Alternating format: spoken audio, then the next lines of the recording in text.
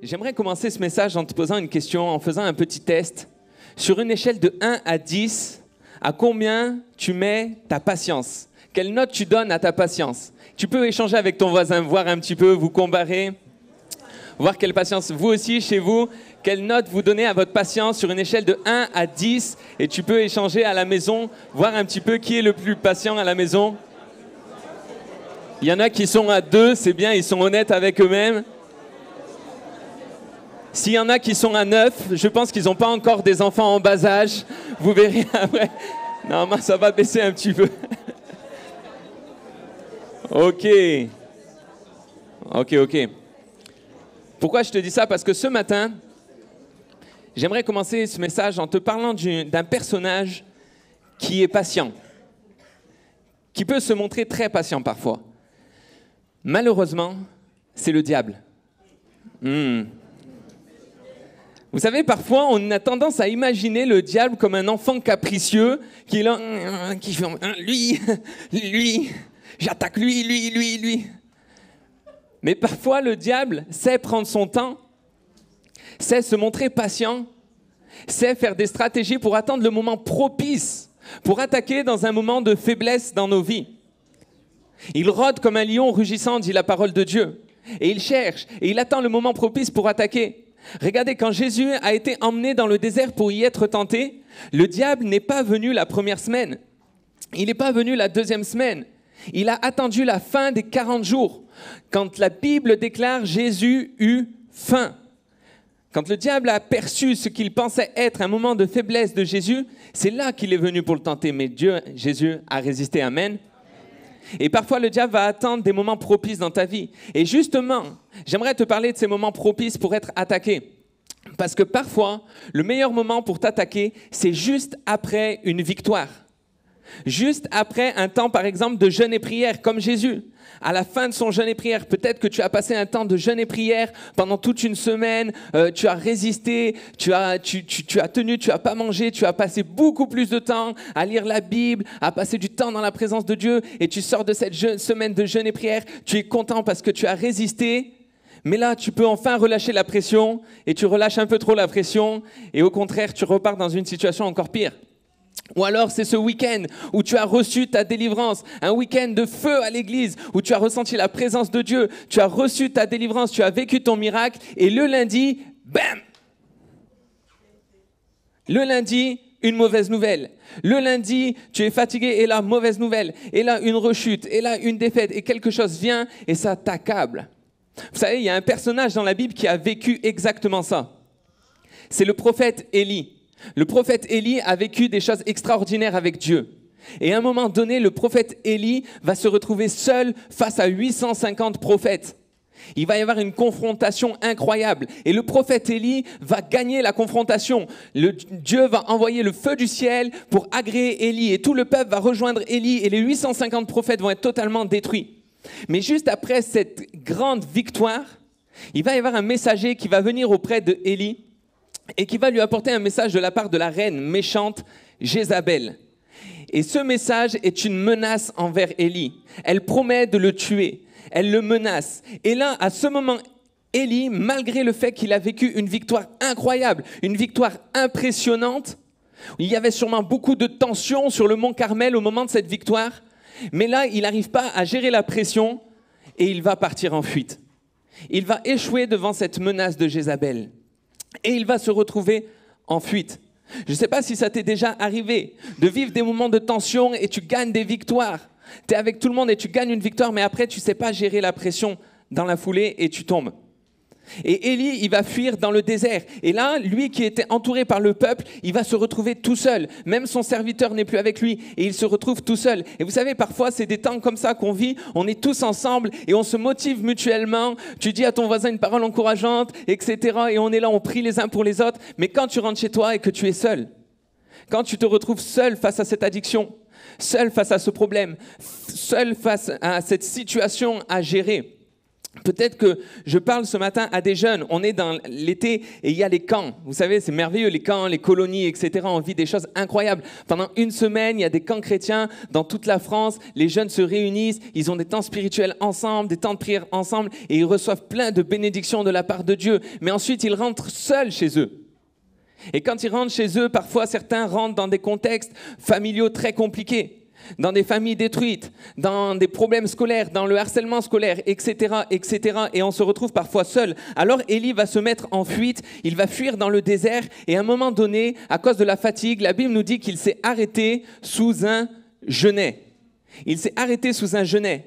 Dans la Bible, le genêt est signification de désolation. Il est signification de désespoir. C'est un symbole de désespoir. Et Élie va s'arrêter dans ce lieu de désespoir et de désolation parce qu'il est fatigué. Il est fatigué physiquement, mais il est aussi fatigué mentalement, spirituellement. Et ce matin, j'aimerais parler à quelqu'un qui est fatigué, spirituellement parlant. Je parle particulièrement d'une fatigue spirituelle. Tu lis ta Bible, je ne sais pas si ça vous est déjà arrivé, hein? Tu lis ta Bible, mais c'est comme si tes yeux étaient voilés. Tu n'arrives plus à voir les révélations que tu voyais avant. Tu n'arrives plus à voir Dieu qui te parle. Tu lis un chapitre de ta Bible, mais alors que tu arrives à la fin du chapitre, tu ne sais même plus comment a commencé le chapitre. Alors tu dis, je vais prier, mais au bout de 2 minutes, tu t'endors. Tu penses à autre chose, tu deviens narcoleptique de la prière. Même quand tu viens dans la maison de Dieu, même quand tu viens à l'église, même quand tu écoutes des louanges, avant, ça te faisait tu sentais les frissons, les chatouillis, tu avais les yeux qui pleuraient. Et là, tu ne sais pas pourquoi, mais tu n'y arrives plus. C'est comme si tu n'y arrives plus, tu es fatigué, tu n'arrives plus à rentrer dans la présence de Dieu. Et tu es comme dans un lieu sous ce genêt, dans un lieu de désespoir. Tu te dis, mais finalement, c'est quand ça va s'arrêter tout ça? Et vous savez, c'est exactement ce qu'Élie a dit. Élie a dit, c'en est assez. Il va dire littéralement, c'en est assez. Maintenant, Éternel, prends mon âme, car je ne suis pas meilleur que mes pères. Il était arrivé jusqu'à ce point. Est-ce que ça t'est arrivé de dire ça à Dieu? C'en est trop. J'en peux plus. J'en peux plus. Je supporte plus cette situation. J'en peux plus d'échouer. J'en peux plus de lutter contre ce péché. J'en peux plus de lutter contre cette addiction. J'en peux plus de lutter dans ma famille. Peut-être que ça parle à quelqu'un. J'avais vraiment à cœur une personne en écrivant ce message. C'est peut-être toi qui es chez toi. Et à cause du fait que ton père est parti, tu as dû prendre sa place dans le foyer. Et tu portes sur tes épaules, mentalement, tu portes la responsabilité spirituelle de toute une famille. Et c'est dur pour toi parce que tu te dis, c'est mon père qui aurait dû porter cette charge. Et moi, je suis trop jeune et je ne peux pas porter cette charge. Et tu deviens fatigué. Tu dis, c'est trop. J'en peux plus. J'en peux plus. Et j'aimerais te dire, c'est très dangereux la fatigue spirituelle. Une fatigue spirituelle mal gérée peut être dangereuse. Je répète, une fatigue spirituelle mal gérée peut être dangereuse. Elle peut entraîner une mort spirituelle et même une mort physique. Est-ce que vous vous souvenez d'Eutychus ? Eutychus était présent, c'était un jeune présent à un discours de l'apôtre Paul et à un moment donné, il était fatigué et il va se mettre sur cette fenêtre et là, alors qu'il était fatigué, il va pas veiller, il va mal gérer sa fatigue et qu'est-ce qui va se passer? Il va s'endormir et tomber raide mort. Pourquoi? Parce que la fatigue spirituelle l'avait emmené à la mauvaise place, au mauvais endroit. C'est ce que fait une fatigue spirituelle mal gérée. Elle va t'emmener là où tu ne dois pas être. Elle avait emmené Élie là où il ne devait pas être. Quand il va rencontrer Dieu, Dieu va tout de suite lui dire « Mais que fais-tu ici ? Qu'est-ce que tu fais là ?» Parce que pendant que Élie était sous ce genêt, pendant que Élie vivait mal cette fatigue spirituelle, de l'autre côté, Jézabel, elle, était en train de s'emparer des vignes de Naboth. La semaine dernière, le pasteur Manu nous a parlé de l'importance de la vigne. Vous vous souvenez? Si vous n'avez pas vu le message, vous pouvez le retrouver en ligne. Et il a expliqué que la vigne était le symbole pour Israël de réussite, de bénédiction, de victoire. Et là, pendant que Élie était fatigué spirituellement, Jézabel en a profité pour s'emparer de la victoire, pour s'emparer de la bénédiction du peuple. Parce que le diable va attendre des moments de fatigue spirituelle pour venir te voler les bénédictions, pour venir te voler les victoires que tu as eues dans ta vie. Parfois même, il va te laisser toucher du doigt des victoires juste pour avoir le plaisir ensuite, pendant un temps de fatigue spirituelle, de venir te les arracher. Il y avait un jour cet homme qui avait dit sur les réseaux sociaux, peut-être que vous l'avez déjà entendu, et sa phrase m'avait marqué, il dit à son fils, « Tu sais mon fils, le diable parfois peut te donner absolument tout ce que tu veux. tout ce que tu désires, juste pour avoir le plaisir de te voir tout perdre. Et c'est incroyable. Mais ce matin, j'aimerais vous dire que si le diable est stratagème, que si le diable peut faire preuve de patience, je connais un Dieu qui est encore plus patient. Je connais un Dieu qui a des pensées bien élevées au-dessus de celui des hommes, bien élevées au-dessus des puissances des ténèbres et qui prévoit déjà la solution à ta fatigue spirituelle. Amen. Et il se peut que tu sois rentré dans ce lieu plein d'épuisement. Il se peut que tu sois rentré dans ce lieu plein de fatigue, que tu sois chez toi et que tu croules sous les échecs consécutifs de défaite en défaite. Tu perds, tu as l'impression d'avoir perdu ton onction, tu as l'impression d'avoir perdu le Saint-Esprit, tu as l'impression d'avoir totalement perdu les bénédictions que tu avais dans ta vie. Tu es fatigué, tu t'es arrêté dans un lieu de désespoir, dans un lieu de désolation et tu n'as plus la force d'avancer. Tu es sous ce genêt et tu n'as plus la force d'avancer. Mais ce matin, si tu saisis la parole que Dieu a pour toi, alors il va renouveler tes forces. Alléluia. Il va te donner les forces pour sortir et pour continuer ta marche. Amen. Et tu récupéreras au centuple tout ce que l'ennemi t'aura volé. Amen. Alléluia. Mais pour ça, tu dois apprendre à bien gérer la fatigue spirituelle. Mieux, tu dois apprendre à vaincre la fatigue spirituelle. Et j'aimerais te donner des clés concrètes pour vaincre la fatigue spirituelle. Oh les amis, je suis tellement content que ça soit arrivé à Élie, pardon. Parce que quand je vois la stature du gars, je me dis, on peut tous y être confrontés. Comment vaincre la fatigue spirituelle? Il faut comprendre que ce n'est pas toujours le problème d'être fatigué spirituellement, c'est normal. C'est normal de ressentir à un moment donné de la fatigue, mais c'est la réponse qu'on va apporter à notre fatigue spirituelle. Élie, lui, la réponse, il va demander la mort. Vous avez vu, il demande la mort, c'est dingue quand même. Il en arrive à un état de désespoir. Mais pourquoi? Vous avez vu pourquoi il demande la mort? Regardez si je relis. Maintenant, prends mon âme, car je ne suis pas meilleur que mes pères. La cause de son désir de mourir, la cause de tout ce désespoir, c'est qu'il ne se trouve pas meilleur que ses pères. Écoute-moi, les temps de fatigue spirituelle sont des temps où l'ennemi va en profiter pour t'accabler avec la culpabilité. L'ennemi va essayer de te culpabiliser. Et le meilleur moyen pour te culpabiliser, d'activer la culpabilité dans ta vie, c'est en appuyant sur le bouton comparaison. Comparaison. Il va te comparer. Il va te dire, ah regarde, eux ils ressentent la présence de Dieu comme ça et toi non. Il va te comparer avec la loi. Ah tu vois, tu as péché alors que tu ne devais pas, tu es impur, tu ne mérites plus l'esprit, tu ne mérites plus la présence de Dieu, tu ne mérites plus l'onction. Il va essayer de te comparer aux autres avec le fameux « c'est ce que tout le monde vit, c'est ce que tout le monde ressent ». Regarde ce matin, tout le monde a ressenti la présence de Dieu. Des gens sont venus à l'appel, ils pleuraient, ils tombaient à genoux, ils tombaient sous la puissance du Saint-Esprit. Et toi, tu n'as rien ressenti. C'est que tu n'as pas l'onction. C'est sûrement que tu es moins bien qu'eux. C'est sûrement que tu as raté quelque chose à comparer d'eux. Attention à la comparaison. Qu'est-ce que va dire Jésus ? Dans Luc 11, verset 46, Jésus va dire « Malheur à vous aussi, docteurs de la loi ». Il parle aux religieux. Jésus était dur avec les religieux parfois, même souvent. « Parce que vous chargez les hommes de fardeaux difficiles à porter ».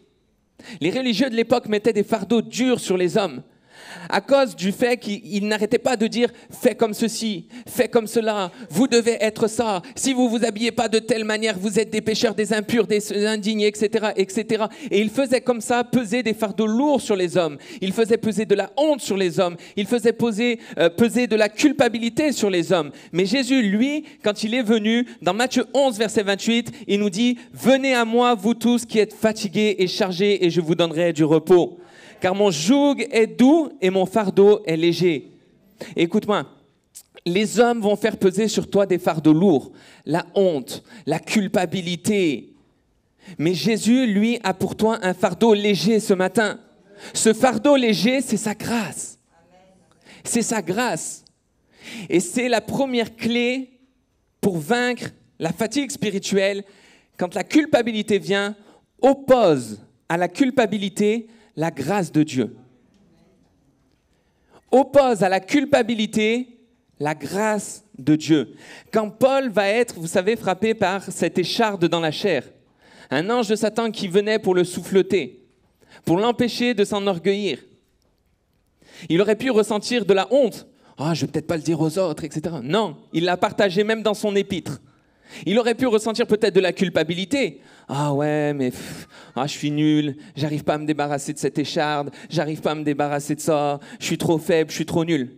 Non, au cœur de cette épreuve, au cœur de cette chose qui le fatiguait peut-être spirituellement, il a expérimenté la grâce de Dieu. Dieu lui a dit, ma grâce te suffit. Ma grâce te suffit, car ma puissance s'accomplit dans ta faiblesse. Peut-être que ce matin, tu es venu dans un état de grande faiblesse spirituelle, de fatigue spirituelle. Peut-être que tu es venu et que tu as l'impression d'avoir tout perdu, que tu n'as plus la force d'avancer, qu'il ne te reste plus rien, mais il te reste toujours la grâce de Dieu. Et juste parce que tu as la grâce de Dieu, alors le faible peut dire, je suis fort.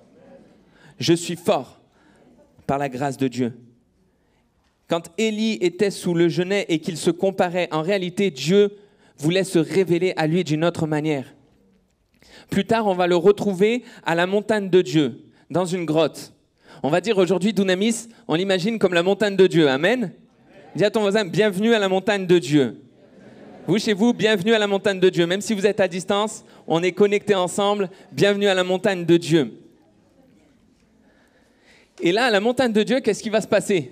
L'Éternel passa devant la montagne et devant Élie. Mais d'abord, il y eut un vent impétueux. Dieu n'était pas dans le vent. Il y eut un tremblement de terre. Dieu n'était pas dans le tremblement de terre. Il y eut un feu. Dieu n'était pas dans le feu.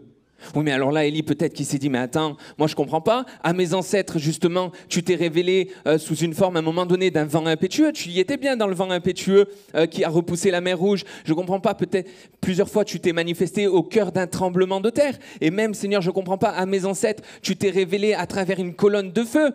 Oui, mais Élie, maintenant, je veux me révéler à toi dans un murmure doux et léger. Ce matin, tu es là.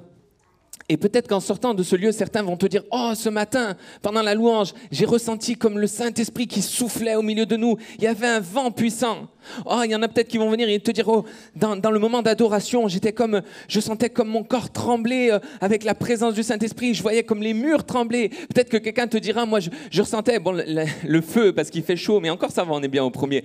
Je sentais comme un feu, comme le feu du Saint-Esprit dans la pièce. J'avais une chaleur en moi, dans mon cœur, dans mon ventre, etc. » Et toi, tu seras peut-être là et tu diras, mais moi, j'ai pas ressenti ça. J'ai pas ressenti ce vent, j'ai pas ressenti ce tremblement de terre, j'ai pas ressenti de feu en moi. Mais parce que ce matin, peut-être que pour toi, Dieu ne veut pas se révéler dans un vent impétueux. Dieu ne veut pas se révéler dans un tremblement de terre. Dieu ne veut pas se révéler dans un feu. Mais Dieu veut se révéler dans un murmure doux et léger pour toi. Ce murmure doux et léger, c'est ma grâce te suffit. Ma grâce te suffit. C'est le fardeau doux et léger de Dieu. C'est le murmure doux et léger de Dieu pour toi ce matin. Et ensuite, ça c'était la première clé. Avant de parler de la deuxième clé pour gérer ta fatigue spirituelle, à un moment donné, Dieu a vu Élie sous ce genêt. Dieu te voit dans ta situation. Et il a envoyé un ange pour réveiller Élie. Et l'ange est venu et il toucha Élie. Littéralement, il le bousculait un peu pour le réveiller. Il l'a secoué, voire un peu tapé même. Ok ? Et avant d'aller plus loin, j'aimerais que tu sois l'ange de ton voisin. Et que tu secoues un peu ton voisin, bouscule-le un peu. C'est l'occasion, même à la maison, trouve quelqu'un, tu peux un peu frapper, n'en profitez pas non plus, d'accord ? Ne réglez pas vos comptes non plus. Mais tu bouscules un peu et tu lui dis, réveille-toi et reprends ta marche. Dis à ton voisin, reprends ta marche.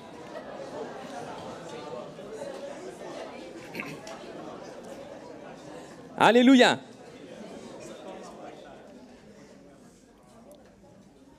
L'objectif, c'était qu'Élie reprenne sa marche. La culpabilité, c'est là qu'on comprend qu'il faut vaincre la culpabilité. La culpabilité va t'empêcher de continuer ta marche. Quand je tombe dans un péché, la culpabilité, c'est ce qui va me faire dire « Oh, j'y arriverai pas. C'est un autre ira là où je devais aller. Oui, j'avais cette promesse de Dieu. Oui, j'avais ces objectifs. Oui, j'avais ces rêves. Mais regarde, je suis pas capable de marcher. Non, c'est bon, Seigneur, envoie un autre que moi. Moi, je suis pas capable. » La culpabilité va te laisser sur place. Mais au contraire, remets-toi en question. La remise en question, c'est le fait de se relever, de dire « Bon, ok, Seigneur, je suis tombé. Je me retourne et je regarde ce qui m'a fait tomber. Je regarde ce qui a été l'occasion de chute pour moi. Et maintenant, je demande pardon à Dieu et je décide de reprendre ma marche avec la décision que cette chose ne me refera plus tomber. Ça, c'est la remise en question. Mais il faut que je reprenne ma marche. Et il faut que tu reprennes ta marche. Si tu es fatigué spirituellement, continue de marcher. Ne t'arrête pas. Je parle d'une fatigue spirituelle, les amis, n'est-ce pas? Continue de marcher. Il fallait qu'Élie continue de marcher. Oui, mais il n'avait plus de force. Comment faire? Eh bien, Dieu a pourvu. Parce que Dieu avait préparé pour Élie un gâteau et de l'eau à boire. Il lui avait préparé de la nourriture. Et avec cette nourriture, la Bible nous dit, Élie se leva. Amen. Il se leva. Ce n'est pas l'ange qui l'a fait se lever. Il se leva. Il y a des décisions, ce sera à toi de les prendre, mon ami. Il mangea et but. Et avec la force que lui donna cette nourriture, il marcha 40 jours et 40 nuits jusqu'à la montagne de Dieu. Le but pour reprendre ta marche, c'est de retrouver la présence de Dieu. C'est de retrouver l'intimité avec Dieu. Là où tu as les révélations, là où tu vis sa puissance, là où tu vis sa présence. Amen. Mais pour ça, il avait besoin d'une nourriture. Mais cette nourriture était une nourriture surnaturelle, spirituelle. Et ça nous parle aujourd'hui d'une nourriture spirituelle pour nous. Cette nourriture qui vient du ciel, ce pain qui vient du ciel, dans le livre de Jean, on apprend que c'est Jésus. C'est Jésus, ce pain qui est venu du ciel. C'est la parole faite chair. Et pour toi, au quotidien, ce pain, c'est la Bible. Ce pain, c'est la Bible. Donc, peu importe ta fatigue spirituelle, peu importe que si tu n'arrives peut-être pas à la lire comme avant, continue de la lire. Persévère dans la lecture de la parole. Tu n'arrives même plus à lire un chapitre entier, mais persévère quand même quelques versets. Continue de persévérer. Mais il ne faut pas seulement manger, il faut aussi boire. C'est quoi cette eau? C'est quoi cette eau qui te donne la force de marcher?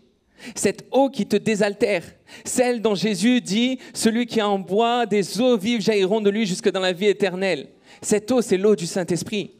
C'est l'eau du Saint-Esprit, alléluia. Et quand tu lis la parole et que tu marches avec le Saint-Esprit, tu vas retrouver la présence de Dieu. Avant de lire ta Bible, commence à prier. Commence à prier, Saint-Esprit, donne-moi des révélations dans cette parole. Je crois que cette parole est ta parole, mon Dieu. Viens me parler à travers cette parole. Et si tu n'arrives plus à prier, si tu n'arrives plus à prier parce que justement tu es tellement fatigué spirituellement, commence à parler en langue. Commence à parler en langue. Oui, mais justement, quand je suis fatigué spirituellement, Max, j'arrive plus à prier en langue. Oui, mais maintenant qu'on a réglé ce problème de la culpabilité, recommence à parler en langue. Ranime ce don qui est en toi. Parce que justement, le parler en langue, c'est ce qui vient au secours de ton intelligence. Paul dira, quand j'arrive plus à prier avec mon intelligence, alors ce sont des langues qui s'expriment à travers moi et qui savent ce que je dois demander à Dieu. Et la Bible déclare également que celui qui parle en langue s'édifie lui-même. Ça veut dire que quand tu parles en langue, tu te fortifies. Tu ne le vois pas, mais tu prends des forces. Tu lis ta parole, peut-être que tu ne vois pas, mais tu es en train de prendre des forces. Vous savez, le moment où Élie a mangé cette nourriture, je ne pense pas qu'il savait que c'était une nourriture qui allait lui donner cette force extraordinaire. Il a marché 40 jours et 40 nuits. Les premiers jours, il s'est peut-être dit, mais c'est juste de la nourriture normale qu'il m'a fait. Et puis au bout d'un moment, quand il marchait et qu'il voyait que ses forces n'étaient pas épuisées, il devait commencer à se dire, ouais, mais en fait, cette nourriture que j'ai mangée, elle est en train de me donner une force incroyable. Et toi, tu es là peut-être et tu ne ressens pas, tu lis la Bible et tu dis, j'ai rien ressenti. Tu pries en langue et tu dis peut-être, j'ai pas ressenti quelque chose de spécial. Mais petit à petit, si tu persévères, ça va te ramener jour après jour, de manière surnaturelle, à la présence de Dieu. Et quand tu seras de nouveau dans la présence de Dieu, tu regarderas en arrière et tu diras, waouh, toutes ces journées, Seigneur, tu as été fidèle.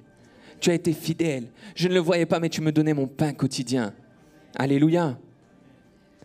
Et ça doit te ramener dans la présence de Dieu. Tu dois te remettre en marche pour retrouver la présence de Dieu. C'est essentiel.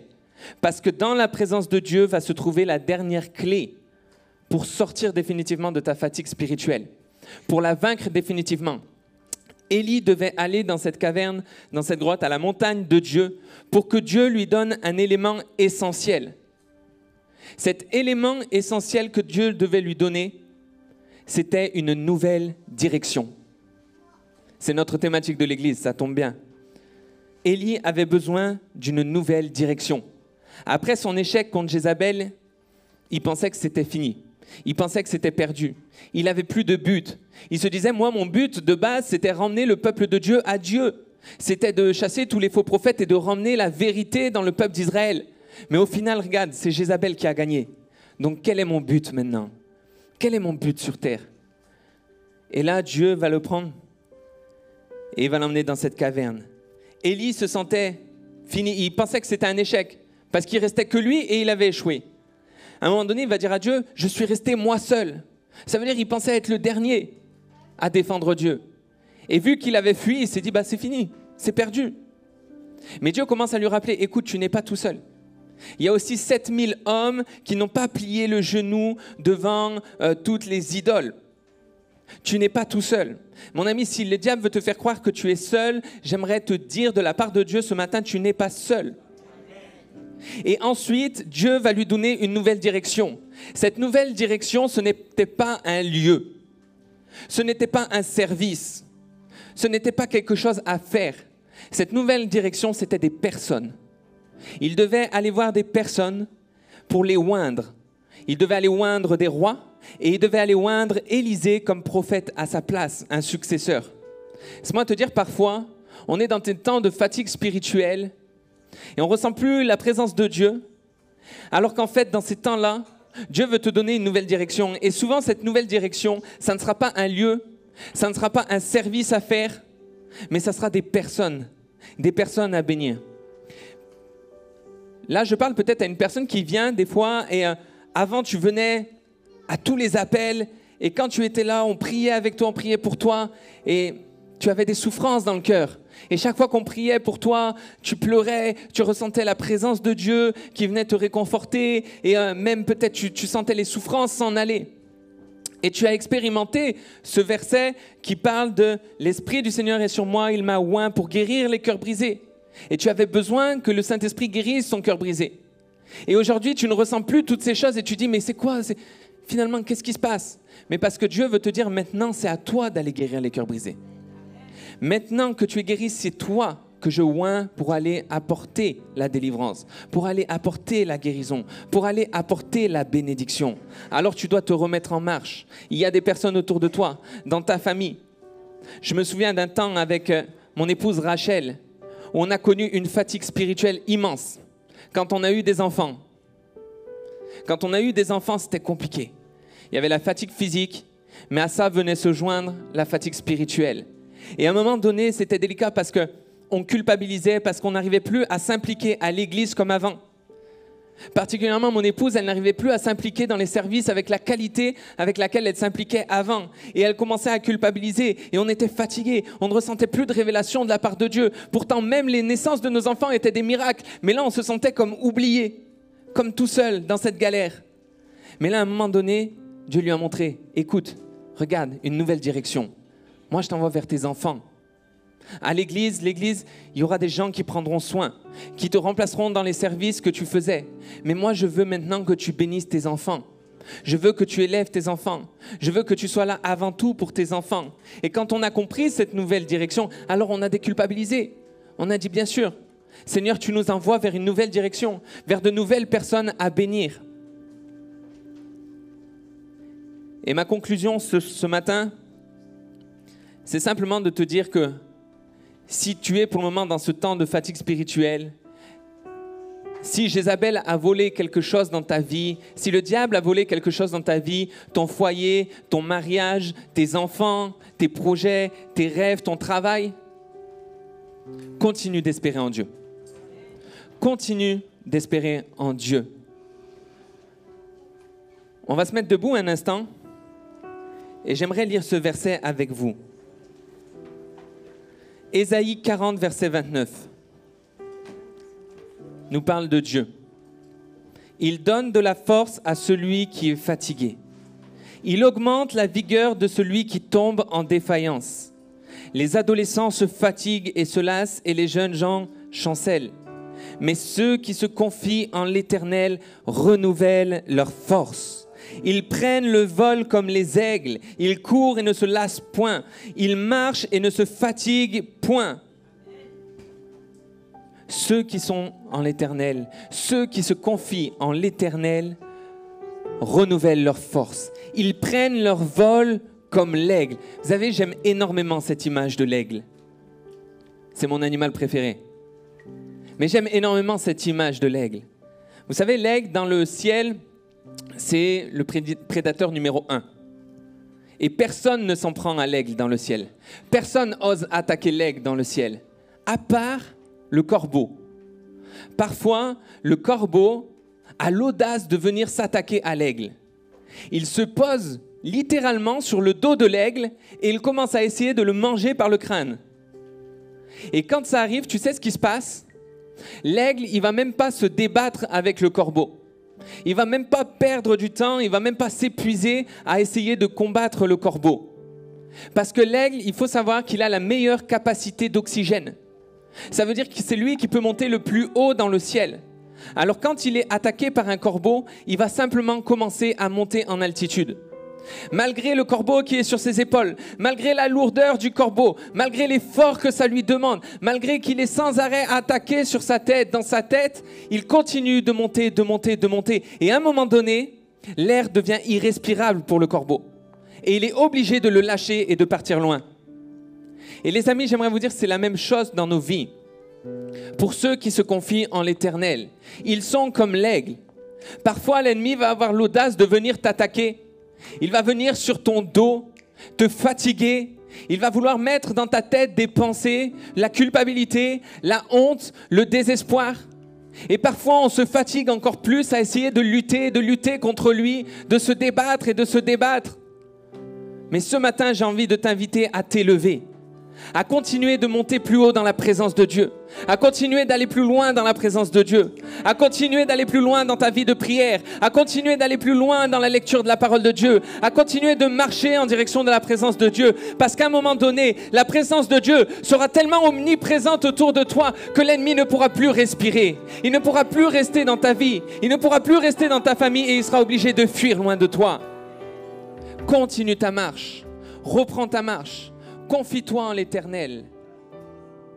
Alléluia, on va fermer les... Bonjour Église Dynamique. J'espère que la vidéo vous a fait du bien. N'hésitez pas à vous abonner sur notre chaîne YouTube et activer les notifications avec la petite cloche. Si vous avez à cœur de soutenir l'Église et bénir le ministère, vous pouvez cliquer sur le lien dans la description. Soyez bénis.